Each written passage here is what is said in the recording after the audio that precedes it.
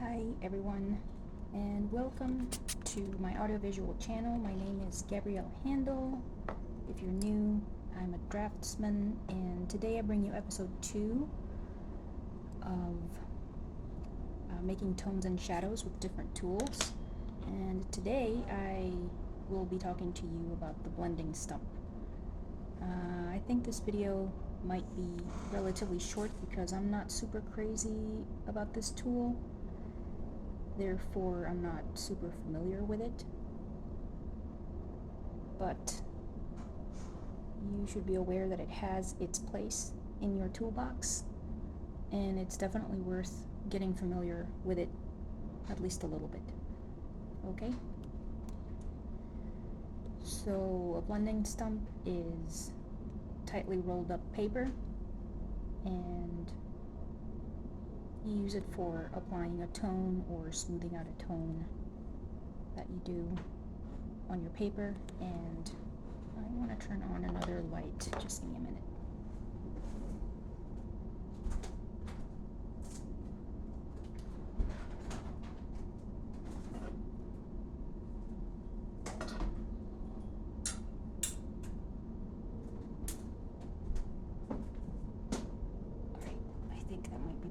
Even though it's nice and bright outside. But anyway, alright, so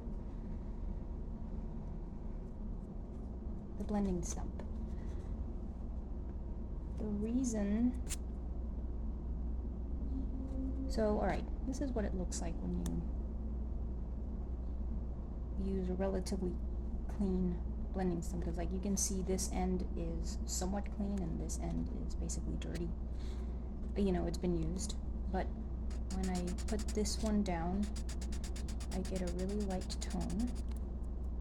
And then when I put this slightly dirtier, or, more used one, I get a slightly darker tone. You don't want to kind of completely disregard the possibilities of this tool, or any tool really. But, today we're talking about this one, because there are entire drawings that are made just using the blending stump. Okay? Just so you know. I don't really know how they do it, but I know of those drawings. The reason for which I don't care for the blending stump is because to me these colors look like this.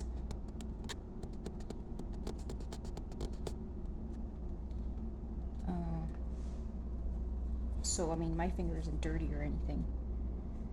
But if you do that on a piece of paper, it's gonna make a thing. And it's just, it has like a yellowish sort of tint to it, and I don't like that. And it looks, I feel like it makes everything look dirty, and I don't care for that. But I still use blending stumps in drawings, especially in slightly bigger drawings. When I'm like in the sketching stage and I want to make notes or tones, or notes of tones, or just cover an area with a slight tone more quickly, then I will turn to a blending stump.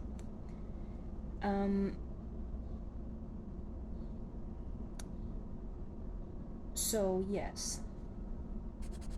One of the things you want to be careful with a blending stump, at least in my personal experience, as I mentioned, it's not vast or anything with this tool, but you must have a light touch with it, because if you press too hard, similarly to when you press too hard with your pencil, it's going to burnish the paper. It's going to burnish the surface of the paper, meaning it's going to flatten out the tooth, and it's going to make it glary and shiny, and it's not going to take your graphite the same way. So, let's see if I can try to do that. I mean, it might not be super ridiculously shiny that I will be able to show on the camera, but maybe. Yeah, not sure about that. Not sure about how obvious it is, but when you do it with a pencil, it's pretty obvious. When you press too hard. You definitely don't want to do that with a pencil, because you're going to just you know, like be asking for glare, you know. All right, let me see. Let me see if I can show you that.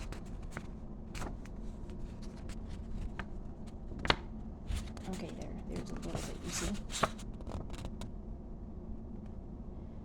So it's extra glary with the pencil because of the burnishing, but also because pencil has binders in the lead, among them kaolin, which is ceramic powder, and you know, that kind of gets rubbed on the surface, and that makes the surface flat and shiny.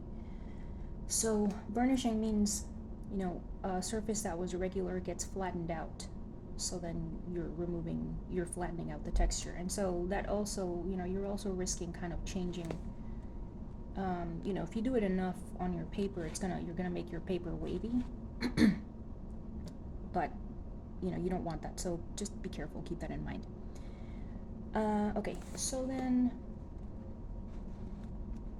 let's try to use the blending stump for a degradation of tone quickly here. And this pencil that I'm using is just any regular pencil. It's not any particular brand of pencil. So I'm going to start similarly to how I did for the previous video, and I'm going to start with a tone, a slightly darker one, and then I'm going to leave it at that because I'm going to try to do, is that even on the camera? Let me get closer. And let's go here. I'm going to make another one.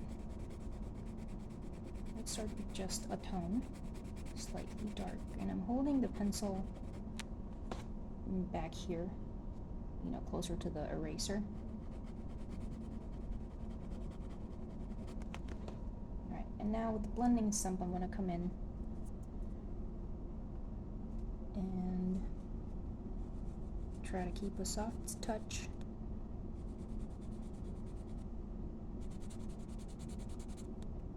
And drag that out slowly.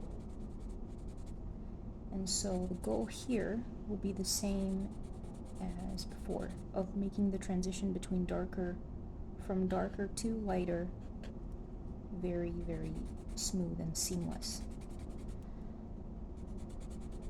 So sometimes when I use the blending stump, I mean, I use it similarly to, in conjunction with the pencil, because I don't make the drawings just with a blending stump. I use pencil, and the blending stump and the brush are kind of the other supplemental tools. Okay, so I've dragged that out. That's not so bad. However, there's still the holes that I was telling you about, and I'm trying to keep a really nice soft touch on this. And I'm gonna go in again to try to fill in the leftover holes.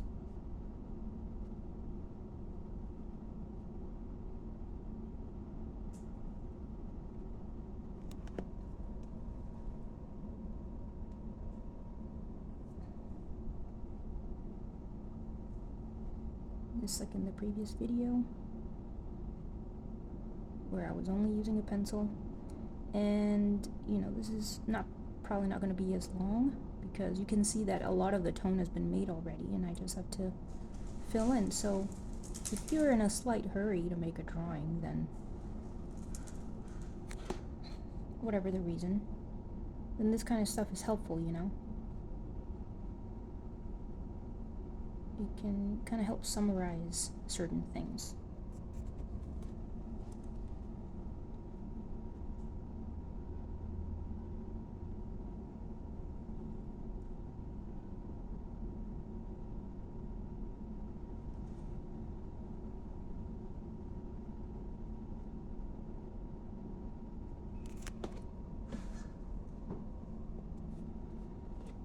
So yes, filling in holes, and also there's a pretty abrupt kind of division here between this darker and lighter, so I'm also going to try to smooth that out.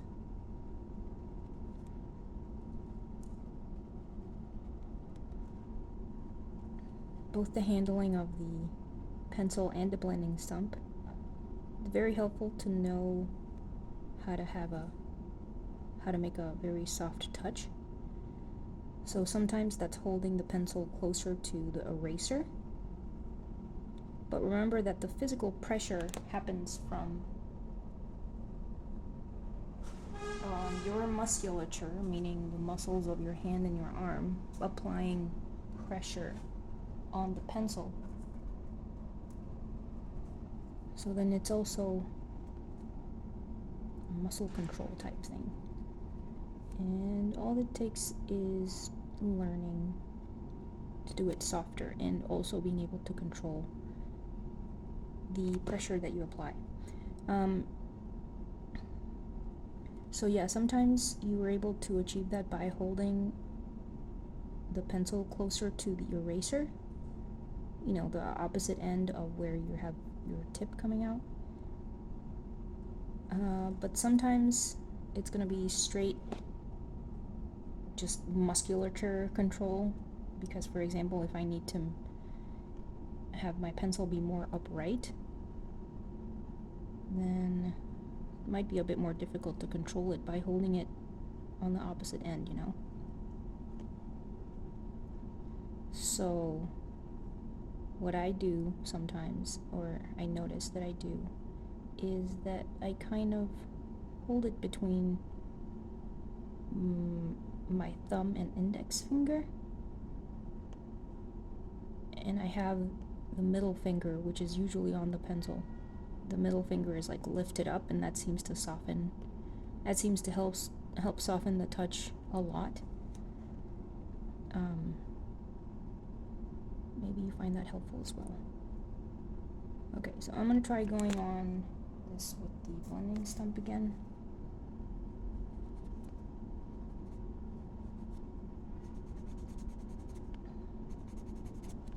And so, as I said, I'm not super blending stump fan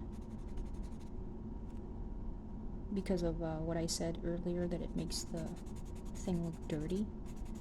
So, but do you like the blending stump? Why do you like the blending stump? How do you use it? Let me know.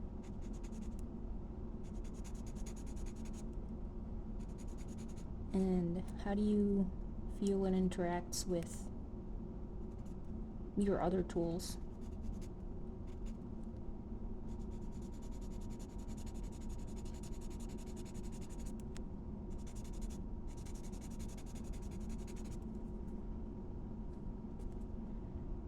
And also, as we can see, the blending stump has a tip of its own there. And it can probably, sometimes it does help in filling in its own little holes. The big enough ones that it can fit in. And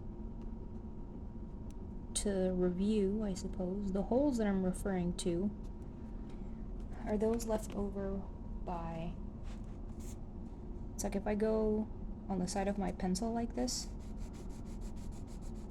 you can see the tooth of the paper, and the tooth of the paper is made by all the fibers of the material with which the paper was made that are kind of like randomly laid on top of each other like that, kind of like this. And so some of the fibers are level with each other, and others are kind of deeper, and kind of those are the holes. And those are the ones that I am referring to. Those are the ones that I mean when I say filling in the holes.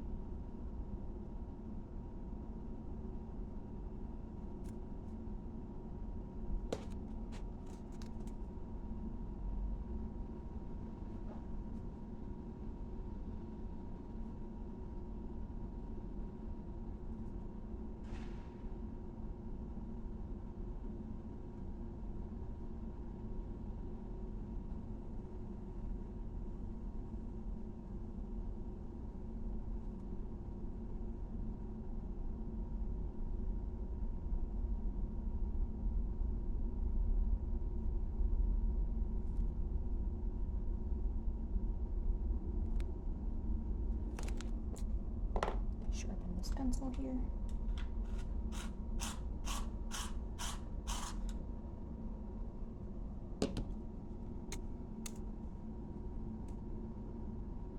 So it can fit into tinier holes.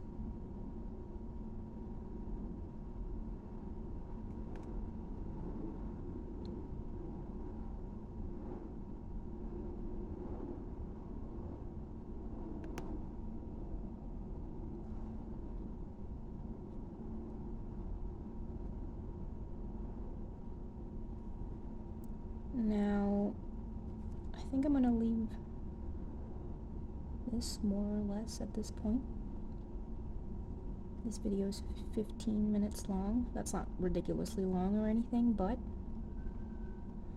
I think that gives you the gist of what I know about this tool.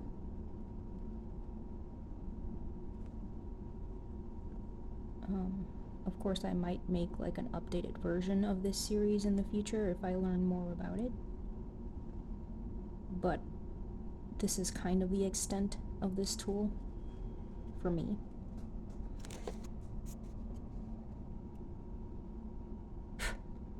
Let me know if you're enjoying this series, if you find it interesting. Are there any tools that you would like me to talk about? Or, I don't know, try out, I guess?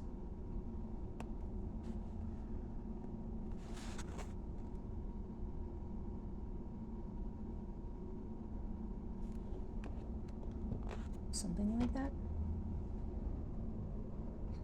I guess there's also something about the blending stump, maybe I wasn't done, that it really pushes that graphite into the paper, and it might not be as easy to erase. It's still possible, of course, but just, you know.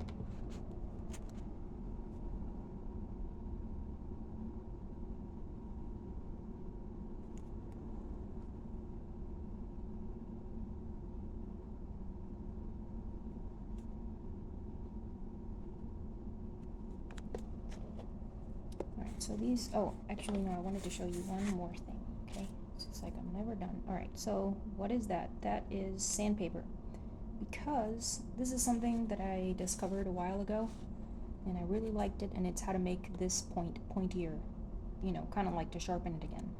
And you do that by laying a piece of sandpaper, relatively fine, I think this is fine. This one's a 220 sanding paper. And you lay that flat, and then you go side to side on your blending stump like that. And also, it of course helps to remove any graphite or charcoal that it had on it. And that's pretty cool, right? And I mean, I'm sure I'm not the first one to. I'm not saying that I invented this, alright? I just didn't know of it, and I was like, I mean, you know, whatever. I'm not trying to take credit for anything, is what I'm saying. But it's still really cool.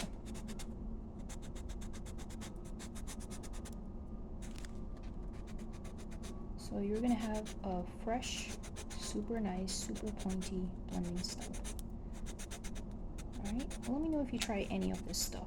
Don't let anyone be like, yeah, don't use blending stumps because they're dumb or because they have this flaw or whatever. Try it out yourself and make sure that you look at those drawings that have been made entirely using a blending stump, because they are no joke. It's just another tool, and you're the one that's in control of the tool. The tool does not dictate the decisions, okay? Yeah, so don't, or be skeptical of people that are like, yeah, don't use blending stumps. Don't let anyone tell you what to do. No one is your dad, except your dad. Alright. Thank you very much for watching, everyone. Let me know what you think. Remember to like and share, and subscribe to my audiovisual channel.